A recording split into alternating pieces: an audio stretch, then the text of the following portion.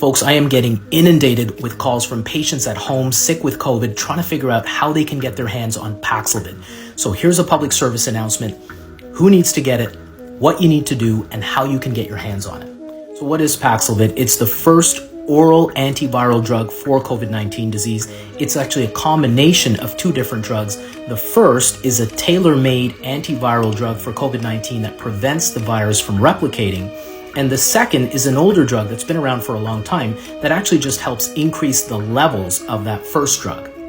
The drug was approved by the FDA in December on the basis of this trial in the New England Journal. What they did in this trial is they took people who were at high risk of having severe COVID disease. So people who were unvaccinated and had at least one risk factor, like being over 60, having high blood pressure, or having diabetes. And they randomly assigned those people to either get the Paxlovid or the placebo.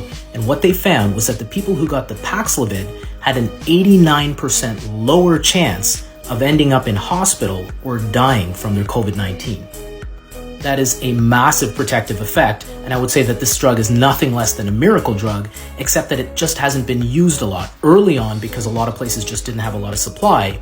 But now, more so because patients don't know how to access it, doctors don't know who's eligible and how to get it for their patients, so let's fix that. In the US, the Biden administration is making a huge push to get Paxlovid out to people.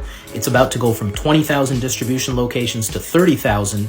Although it's still limited to people who are high risk, it turns out with their criteria that just about 60% of the population in the US would be eligible for Paxlovid. So if you're sick with COVID, call this number to figure out if you're eligible and how you can get the drug.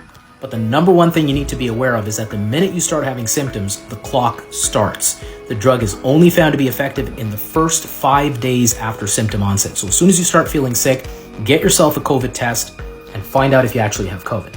The next thing you need to do is to figure out if you're eligible for the drug. So these are the risk factor criteria in the province of Ontario. Pause for a minute and see if you're eligible. If you are eligible, go to this website. This website also will reiterate those eligibility criteria. It also has a self-test so you can figure out if you're eligible. If you are eligible, the two big hurdles you're going to have to overcome to get this drug are first, making sure that you get your hands on it within the first 5 days of symptoms, and second, making sure that you're not on any other medications that interact with this drug, because there are many drug interactions involved with this drug.